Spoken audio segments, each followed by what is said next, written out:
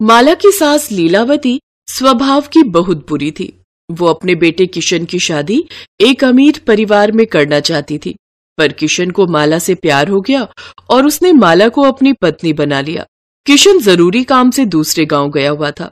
वहां किशन की तबीयत अचानक बिगड़ गई, जिस कारण किशन कुछ दिन माला के घर पर ही रहा था। तब माला और उसके बूढ़े पिता ने किशन की खूब देखभाल की थी, इसीलिए किशन को माला का स्वभाव बहुत अच्छा लगा था। किशन को माला की सच्चाई पता थी कि माला बचपन से बोल नहीं सकती, वो गूंगी है, पर किशन को फिर भी इस शादी से कोई ऐतराज नहीं था।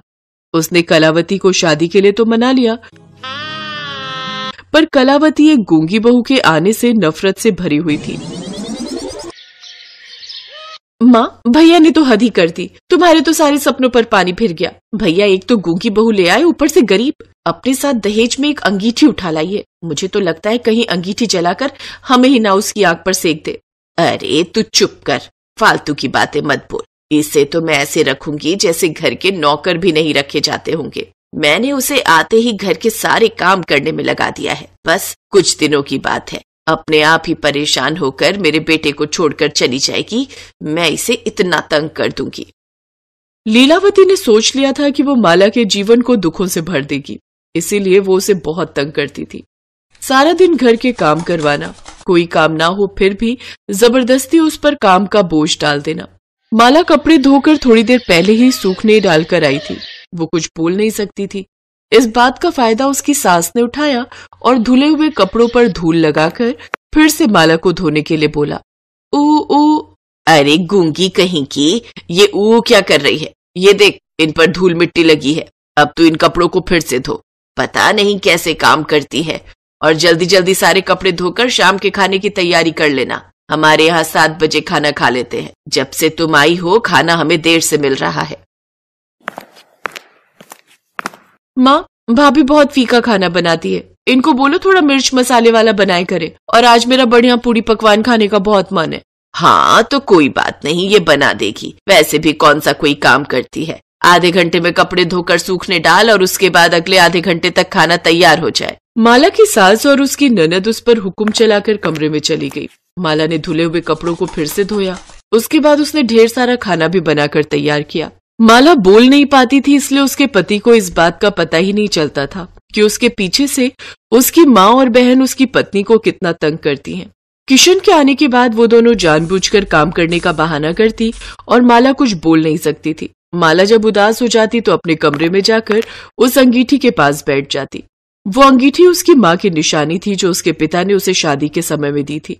माला रात के समय जब सब सो जाते तो अंगीठी के पास बैठकर खूब रोती और मन ही मन अपने माँ को याद करती।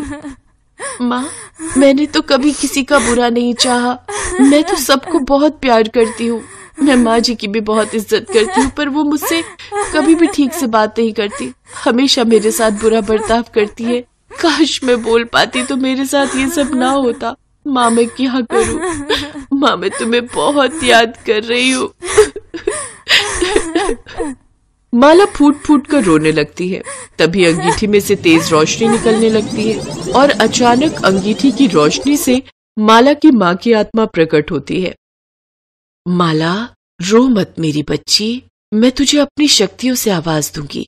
अब तू गूंगी नहीं रहेगी, अब तू बोल पाएगी, अन्याय के खिलाफ लड़ पाएगी। याद रख बेटी, अन्याय करने वाले से ज्यादा अन्याय सहने वाला गलत होता है। मेरी बेटी बहुत बहादुर है और मैं जानती हूँ वो अपने खिलाफ अन्याय का सामना जरूर करेगी। मुझे माँ कहकर पुकारो बेटी, देखो तुम बोल पाओगी। माँ, माँ, मैं बोल सकती हूँ माँ, आपने तो ये जादू कर दिया। अब मैं बोल पाऊंगी माँ। तुम्हें कभी भी कोई तकलीफ हो तो मुझे याद करना, मैं तुम्हारी मदद के लिए जरूर आऊंगी।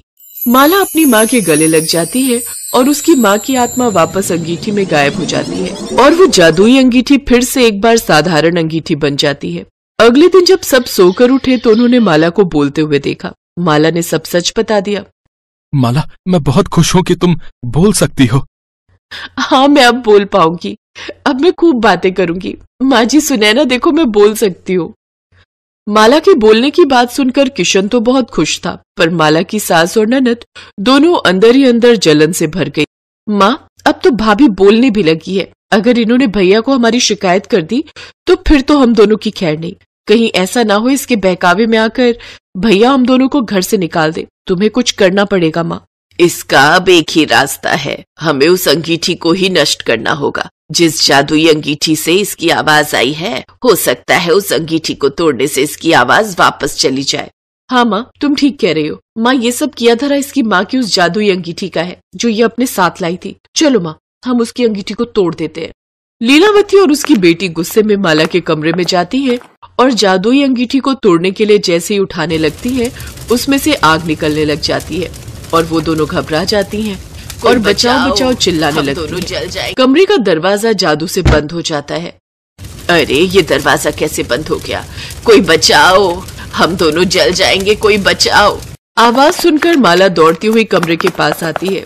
तब तक किशन भी घर आ चुका था।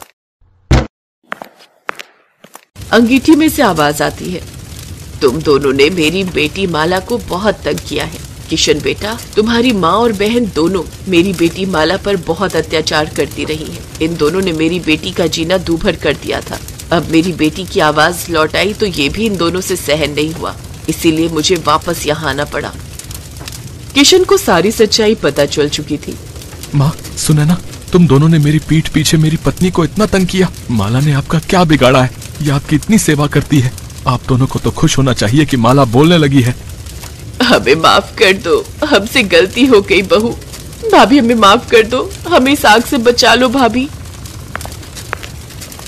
माँ आप शांत हो जाओ, अपना गुस्सा शांत करो। माँ इन्हें माफ कर दो। माला के कहने पर उसकी माँ की आत्मा शांत हो जाती है और अंगीठी की आग बुझ जाती है। हम वादा करते हैं बहू, हम तुझे अब कभी तंग नहीं करेंगे।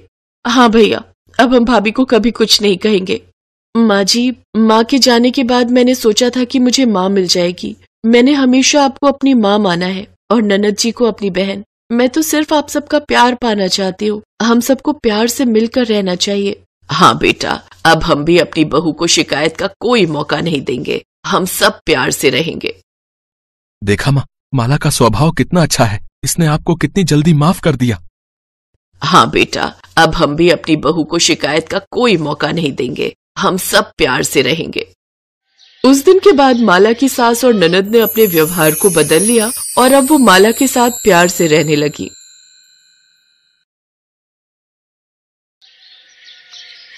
अनुराधा के पति का अचानक एक बीमारी से देहांत हो गया। 5 बेटियों की जिम्मेदारी अनुराधा पर आ गई।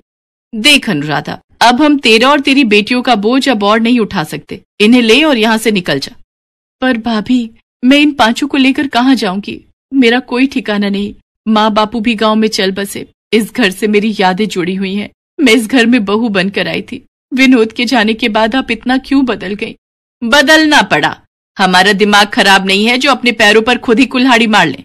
अरे आने वाले समय में तेरी ये 5 बेटियां बड़ी होंगी तो तू तो इनकी शादी की जिम्मेदारी हमारे मत्थे मर देगी। चल निकल यहाँ से। रहम करो भाभी, इतनी रात में मैं अपनी बच्चियों को लेकर कहाँ जाऊंगी? ये ऐसे नहीं मानेगी। तू आगे से हट, इसे मैं धक्का देता हूँ। अनुराधा के जेठ जेठानी बड़ी क्रूरता से उसे उसकी बेटियों के साथ सड़क पर धक्का दे देते हैं। अब मैं इतनी रात में इन 5 को लेकर कहाँ जाऊं? मेरी मदद करो प्रभु। अनुराधा अपनी 5 बेटियों का हाथ थामे रात के अंधेरे में सड़क पर चल रही थी। मम्मी, बहुत डर लग रहा है। अंधेरे में कुछ भी दिखाई नहीं दे रहा। चिंता मत करो, मैं तुम्हारे साथ हूँ ना, डरो नहीं। मम्मी, अब हम कहाँ जाएंगे? ताऊ जी ताई जी ने तो घर से निकाल दिया। मम्मी, बहुत प्यास लगी है, पानी पीना है। पूजा, तू इन 4 का ध्यान रख, हाथ पकड़ के रखना। मैं सामने नल से पानी भरकर लाती हूँ। अनुराधा अपनी बेटियों को सड़क के किनारे बिठाकर पानी लेने चली जाती है। तभी एक गुंडा अनुराधा के पास आता है और उसका हाथ पकड़ लेता है। क्या बात है? प्यास लगी है क्या? कहो तो हम बुझा दें। मेरा हाथ छोड़ो, मुझे छोड़ दो। ओए, जब वो कह रही है तो छोड़ क्यों नहीं देता? अबे तू इसका कौन है, जो बीच में टांग अड़ाने आ गया? मैं कोई भी हूँ, तुझे इससे क्या? लगता है तू ऐसे नहीं मानेगा। वो आदमी गुंडे को मार पीट कर वहाँ से भगा देता है। शुक्रिया भैया, आज आपने मेरी मदद की। इसमें शुक्रिया की कोई बात नहीं, ये तो मेरा फर्ज था बहन।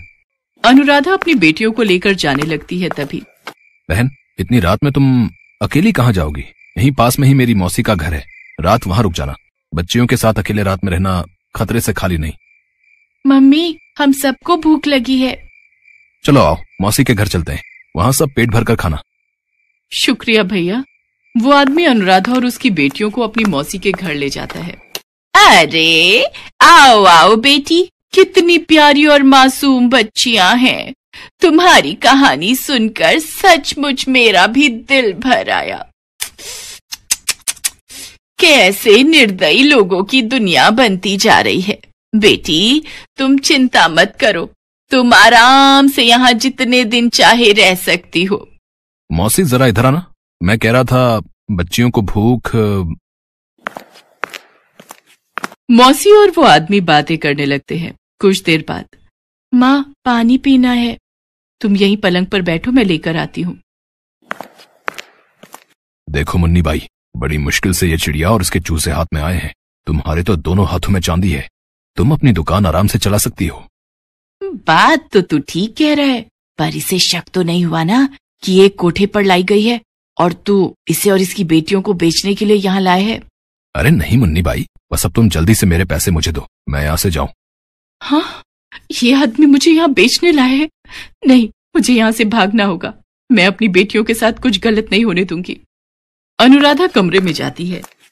चलो बच्चों, हम यहाँ नहीं रुकेंगे, वो दरवाजा खुला है, एक एक करके तुम सब वहां से बाहर जाओ, आराम से, वो अंकल देख न पाए। अनुराधा अपनी बेटियों के साथ चुपके से भागती है। तभी उस व्यक्ति की नजर उन पर पड़ जाती है और वो उन्हें पकड़ने के लिए दौड़ता है। मुन्नी बाई, हमें इन्हें पकड़ना होगा। हे ईश्वर, मेरी मदद करो प्रभु, भागो मेरी बच्चियों, और तेज, हमें इनके हाथ नहीं आना। तभी अनुराधा देखती है सामने हनुमान मंदिर है और वहां घंटियों की आवाज आ रही है। चलो बच्चों, जल्दी से हनुमान मंदिर में चलते हैं, वहां हमें कोई कुछ नहीं कहेगा। अब हम लोग इन्हें नहीं पकड़ सकते, ये हनुमान मंदिर में चली गई है। किसी ने हमें वहां देख लिया तो पुजारी और सब लोग हमें पुलिस को पकड़वा देंगे। कैसी किस्मत खराब है, इस सौदा भी हाथ से चला गया है। चलो वापस चलते हैं। हे बजरंगबली, आज आपने मेरी और मेरी बेटियों की जान बचाई, आप धन्य है प्रभु। बजरंग बली तो शरण में आए हर भक्त की मदद करते हैं, यहाँ तुम्हें डरने की कोई जरूरत नहीं है। पर बेटी, तुम इतनी घबराई हुई क्यों हो? अनुराधा पुजारी जी को अपनी सारी दुख भरी कहानी बताती है। बेटी, तुम चाहो तो इसी हनुमान मंदिर में रहकर प्रभु की सेवा करो, यहाँ तुम्हें किसी प्रकार का कोई डर नहीं। पुजारी जी की बात सुनकर अनुराधा को थोड़ी तसल्ली होती है। उस दिन से अनुराधा अपनी पांचों बेटियों के साथ हनुमान मंदिर में ही रहने लगी। अनुराधा और उसकी पांचों बेटियां हनुमान मंदिर की सेवा करती थी। वहां की साफ सफाई, देखभाल, ये सब अनुराधा ही संभालती थी। एक दिन अनुराधा ने पुजारी जी से कहा, पुजारी जी, मैं सोच रही थी मंदिर के बाहर ही फूल माला और पूजा की सामग्री बेचने का काम करके थोड़े पैसे कमा लूंगी, ताकि अपनी बेटियों को स्कूल में पढ़ा लिखा कर उनकी शादी कर सकूं। ये तो बहुत उत्तम विचार है अनुराधा बेटी, मैं कल ही फूल वाले और पूजा सामग्री वाले की दुकान पर तुम्हें ले चलूंगा। वो तुम्हें उधार पर फूल माला और सामग्री दे देंगे। जो भी कमाई होगी उसमें से तुम उनके पैसे चुकाकर बाकी की कमाई अपने पास रख लेना। ऐसे ही धीरे धीरे तुम्हारा काम शुरू हो जाएगा। पुजारी जी अनुराधा को फूल माला और पूजा की सामग्री दिलवा देते हैं।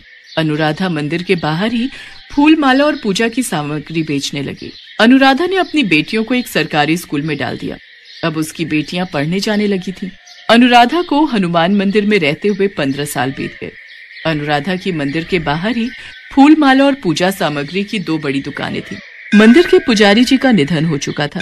अपने जाने से पहले पुजारी जी मंदिर का सारा कार्यभार अनुराधा को सौंप गए थे। अब मंदिर का सारा कार्यभार अनुराधा ही संभालती थी। अनुराधा की 5 बेटियां बड़ी हो चुकी थीं। अनुराधा को शहर में बहुत से लोग जानते थे और उसके अच्छे व्यवहार से सभी परिचित थे। अनुराधा को अपनी 5 बेटियों की शादी के लिए कोई परेशानी नहीं हुई। हनुमान जी के आशीर्वाद से अनुराधा की 5 बेटियां आज अपने ससुराल में सुखी थीं। कहते हैं ना, जिसका कोई नहीं होता उसकी रक्षा करने वाले स्वयं भगवान होते हैं।